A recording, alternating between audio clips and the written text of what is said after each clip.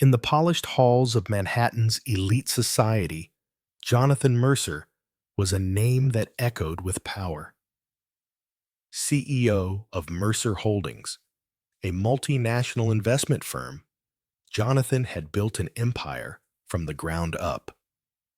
Known for his razor-sharp instincts and a ruthlessness that spared no rival, he was a man people feared, respected, and envied. But outside the boardroom, Jonathan had another half, his wife, Evelyn Mercer. Evelyn wasn't just a trophy wife. A renowned art curator and owner of her own gallery, she was as formidable in her world as Jonathan was in his. Elegant, composed, with a discerning eye for both beauty and opportunity, Evelyn had carved her name into the art scene since 2009. She graced every major art gala, every high society auction, always dressed to perfection, always 5 steps ahead. Together, they were a power couple, ambitious, admired, and seemingly untouchable. A 12-year marriage built on success, reputation, and meticulous control. It was during the Manhattan Arts and Charity Gala in November 2014 that the Mercers met Caleb and Sabrina Whitmore. He was a wealthy real estate developer from Chicago, charming, magnetic, with a smile that could disarm even the harshest critics. She was a former model turned lifestyle blogger with thousands of followers hanging on her every word. They were striking, social, and dangerously captivating.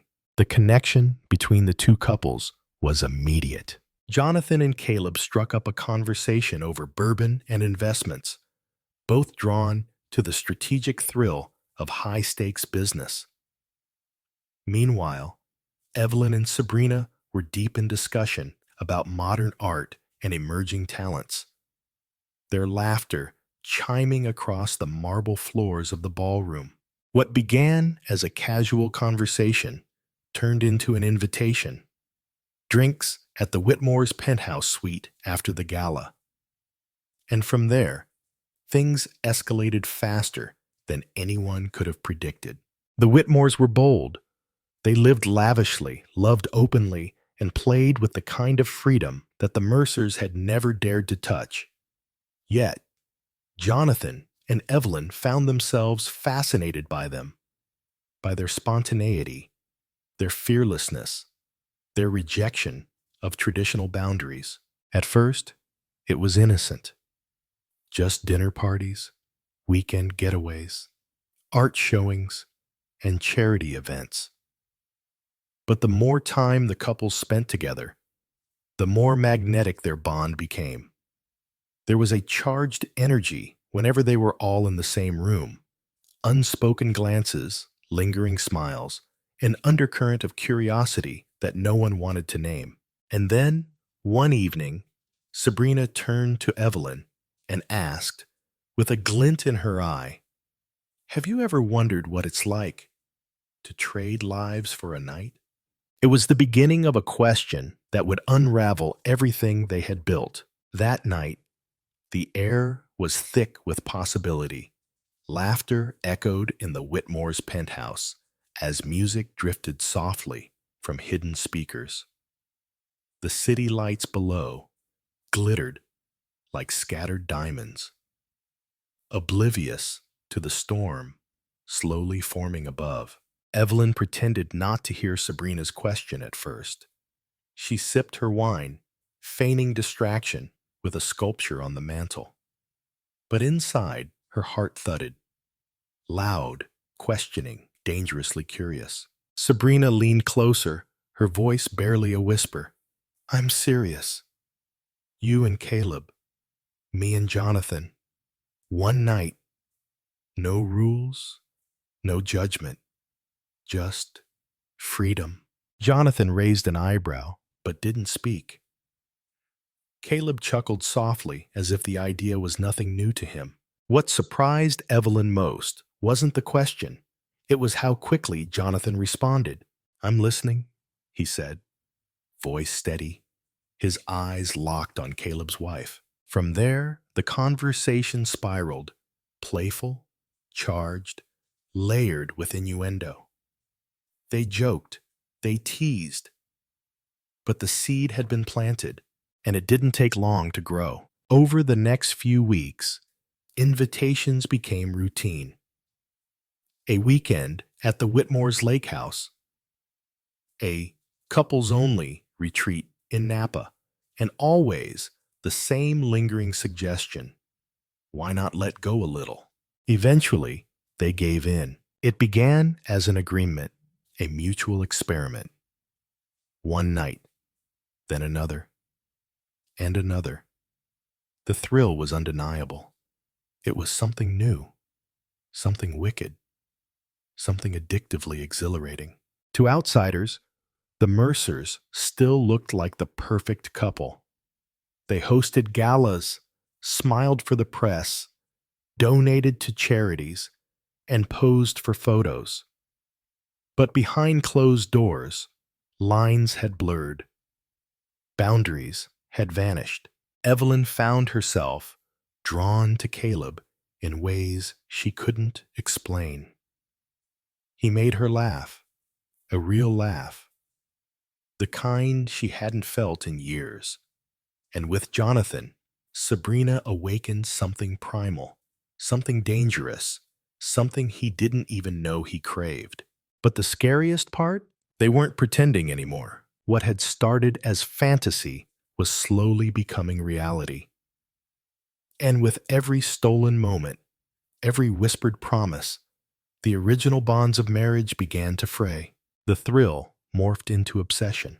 The freedom twisted into longing. And beneath it all, a question no one dared ask. What happens when borrowed love feels more real than the one you built? It was supposed to be just a game, just one night of borrowed skin, of bodies tangled and promises left at the door. But games, like fire, have a way of burning down the walls you thought were made of stone. Evelyn hadn't planned on falling, but with Caleb, it was different. He wasn't just a distraction from Jonathan's ambition or their calculated marriage.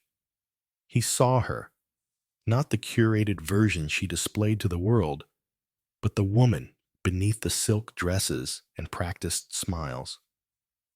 With Caleb, she didn't have to be Evelyn Mercer, the gallery queen. She could breathe. And for Jonathan, Sabrina was a revelation. She wasn't afraid of him, didn't worship him like others. She challenged him, tamed him, in a way.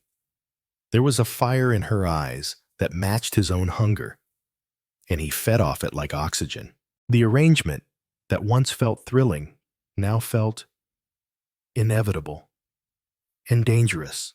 They started breaking the rules, meetups outside of their official nights, long, lingering texts that stretched past midnight, excuses to run errands just to pass by each other's apartments.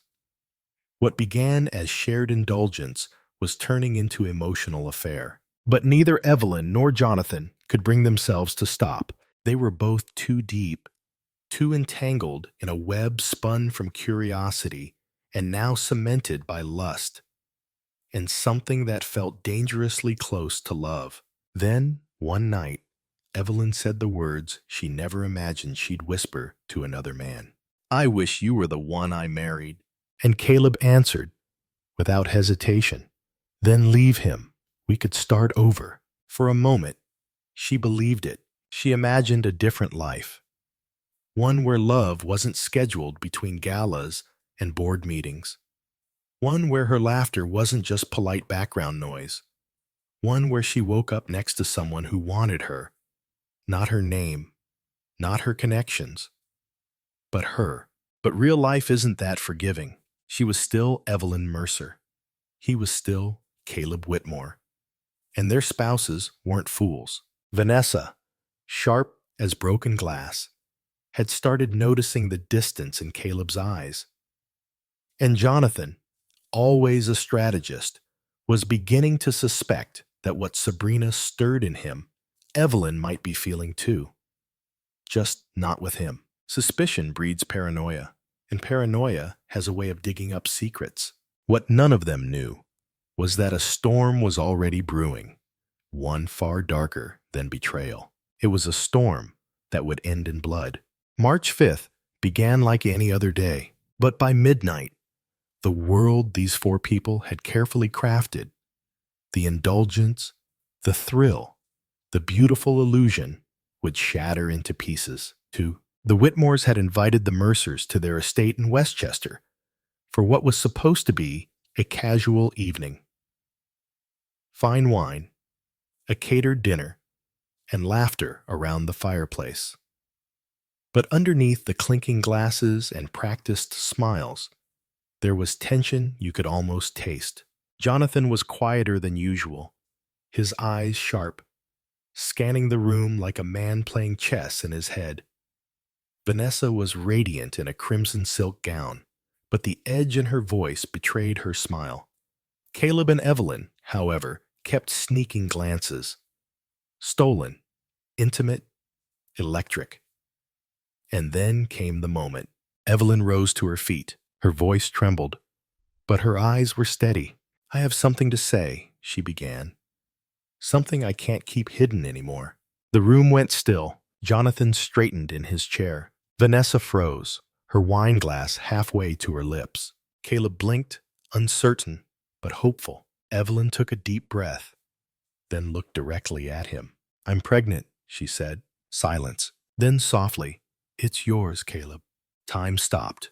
The crack of the fireplace, the hum of the wind outside, even the ticking of the antique grandfather clock, all vanished beneath the weight of those four words.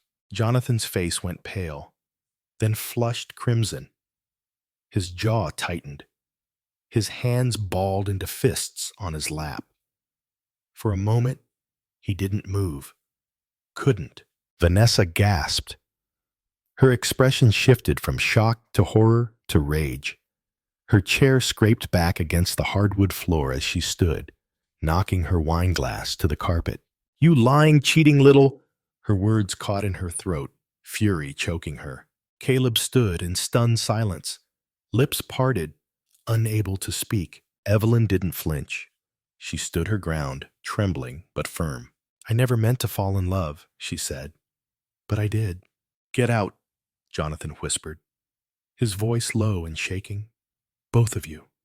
Get out." But no one moved. Not yet. There was too much unsaid, too much boiling beneath the surface. What followed was chaos, screams, accusations. Vanessa lunged at Evelyn, but was held back by Caleb. Jonathan slammed his fist on the table so hard the silverware jumped. The night ended in storm clouds and slammed doors. No one slept that night. The house, once a palace of shared secrets, had turned into a battlefield of betrayal. And by morning, only one thing was certain. Something, or someone, had to break. March 6th, the Mercer estate stood silent under a gray sky, its tall windows like eyes that had seen too much. The wine glasses from the night before remained untouched on the marble counter.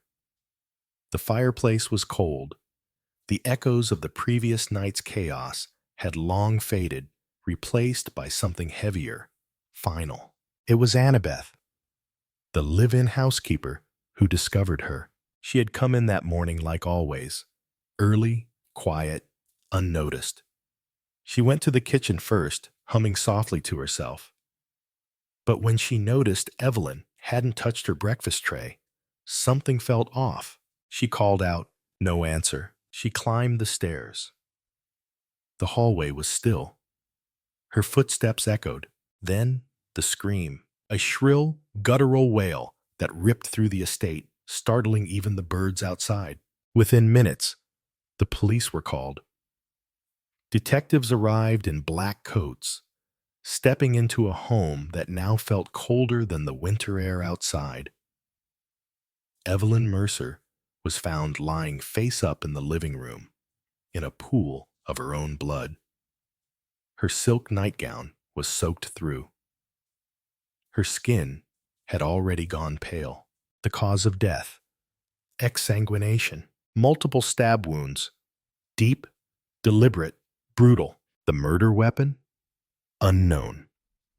No knife in sight, no signs of forced entry, no broken locks or shattered windows. It was personal, intimate, a killing born from rage or betrayal. The only people present at the estate that night were Jonathan, Caleb, Vanessa, and Annabeth. Each one claimed they had retired to separate rooms after the fight. Each one insisted they hadn't heard or seen anything unusual until the morning scream. Their alibis were shaky. Their timelines didn't quite match, but none of them were strangers. They had all been in that house too many times. They knew its corners, its creaks, its shadows. Detectives began to circle them like wolves. Vanessa sat stiffly in the drawing room, her hands clenched in her lap, her eyes red, but dry. Caleb stood in the foyer, pacing, disoriented. Jonathan, cold as ever, offered only clipped responses. But Annabeth, something was off. Her story, narrated in perfect order, seemed too rehearsed. She said she saw nothing, heard nothing, until the blood. Yet there was something in her eyes, a flicker, a hesitation, a tremor in her voice. And in that tremor was a secret. The autopsy report came back the next morning. Detectives huddled in the cold briefing room of the Westchester precinct as Dr. Marisol Green, the chief medical examiner, laid out the facts. Her tone was clinical, but the words landed like hammer blows. Multiple stab wounds, she said. Clean, deliberate, and consistent with a thin-bladed instrument, possibly a letter opener or a fine kitchen knife. Jonathan shifted uncomfortably in his chair. There was no sexual assault, no signs of forced entry. The victim was likely attacked in the early hours of the morning, sometime between 2 and 3 a.m. Then came the detail that turned the investigation on its head. A small thread of fabric was found embedded in one of the wounds on her right hand. Dr. Green added, "We ran a match against textiles in the house. It came from the living room sofa." The room fell silent. Detective Raynard Ford, a veteran investigator with a sixth sense for lies, leaned forward. "So whoever killed her was sitting there?" Dr. Green nodded. "Or brushing past it during the struggle." That thread changed everything. It meant the killer hadn't just passed through. They had sat, waited, watched. This wasn't rage in the moment. It was premeditation. The house was searched again, this time with surgical precision. UV lights, luminol spray, every drawer pulled, every floorboard tapped. And it paid off. Inside the incinerator in the back garden, nearly hidden beneath the ash and debris, they found it, a blade, charred, warped, but unmistakable. A kitchen knife, burned partially, as if someone had tried to erase it. The handle was cracked, but intact. It was bagged immediately and sent to the lab. The next round of interviews turned icy. Vanessa snapped, "You think I did this? That I would stab someone in cold blood?" Jonathan barely responded. "All I know is I didn't." Caleb sat silently, guilt and confusion etched into every line of his face. But Annabeth, she seemed nervous, more than before. A tremor in her hand, a cut, small but fresh, on her palm. Ford noticed immediately. "How'd you get that?" She hesitated. "Glass. I broke a vase yesterday morning." But no broken vase had been found, and her hands were trembling. The detectives knew something didn't add up. Someone was lying, and the house that once hosted laughter and wine now whispered secrets in the silence between breaths. The knife came back from the lab 2 days later. Detectives gathered in the forensic lab like soldiers awaiting orders. The room was silent, save for the soft hum of the equipment. When the results came in, they didn't whisper. They screamed. One partial fingerprint, clean, pressed against the cracked handle of the scorched blade, belonging to Annabeth Lane. Reynard Ford didn't waste a second. He slammed his folder shut, grabbed his coat, and marched straight out of the station. Annabeth was back at the Mercer estate, tidying the study like she always did, pretending the world hadn't changed. When the front door opened and Detective Ford stepped inside, she froze. "Annabeth Lane," he said, calm but firm. "You're under arrest for the murder of Evelyn Mercer." The color drained from her face. The tray in her hand clattered to the floor. Cuffs clicked around her wrists. She didn't speak, not a word, until she was in the interrogation room, alone, under the harsh fluorescent light. That's when it came out. "I didn't mean to kill her," she whispered. Her voice cracked. "It wasn't supposed to happen." Ford said nothing, just watched. "She caught me," Annabeth continued. I was taking cash from the safe in the study. She wasn't supposed to be there. She came down early." Her eyes welled with tears. "She said she was going to call the police. Said she'd have me arrested." There was silence. "And I panicked," she said.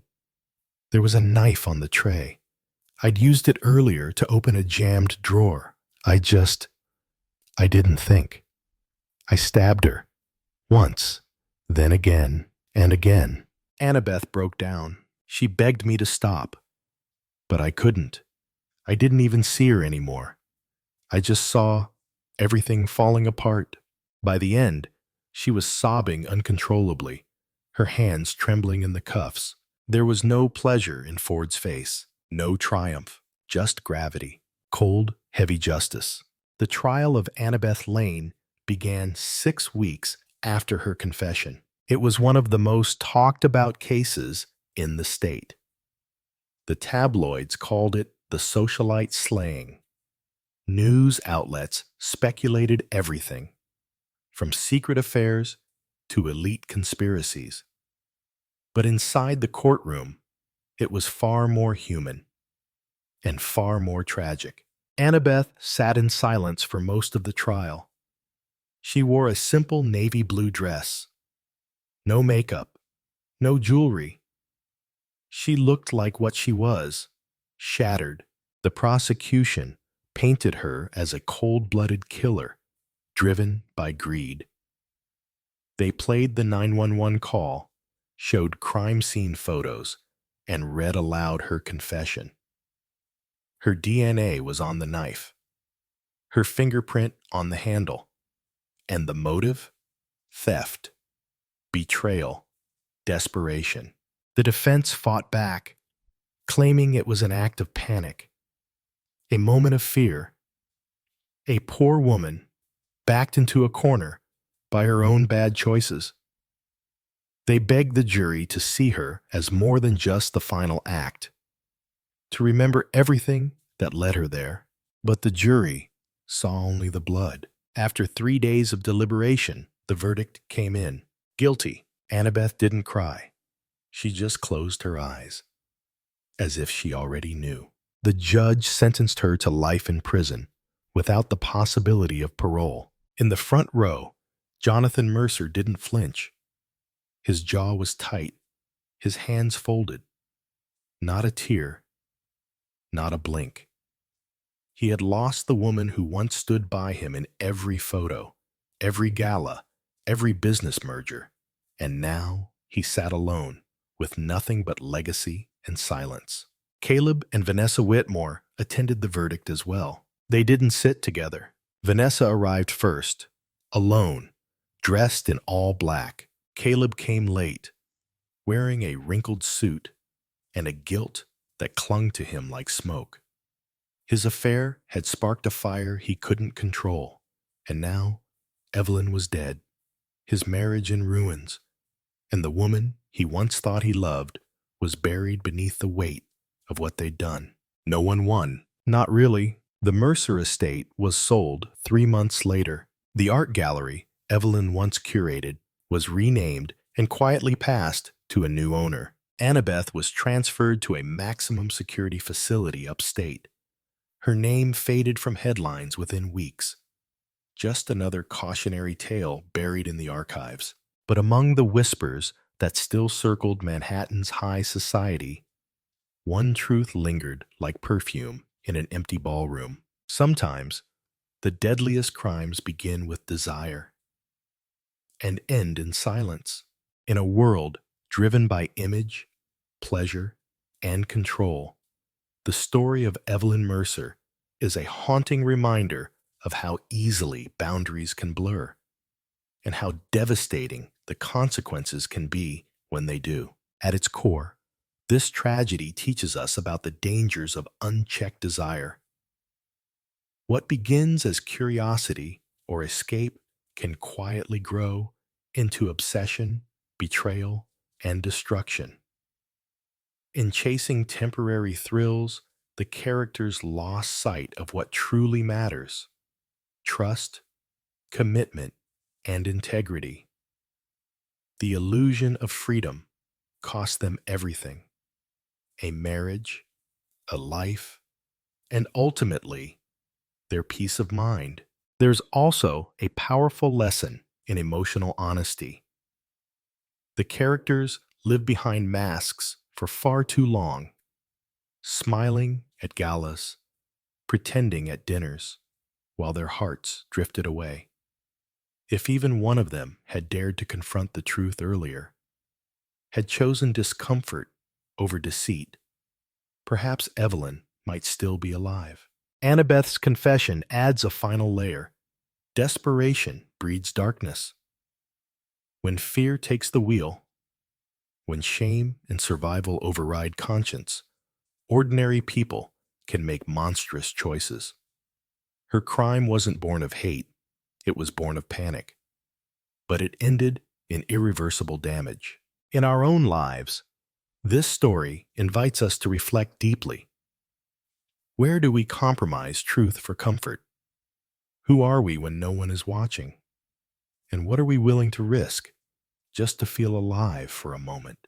Because sometimes the smallest cracks in our values are where tragedy begins.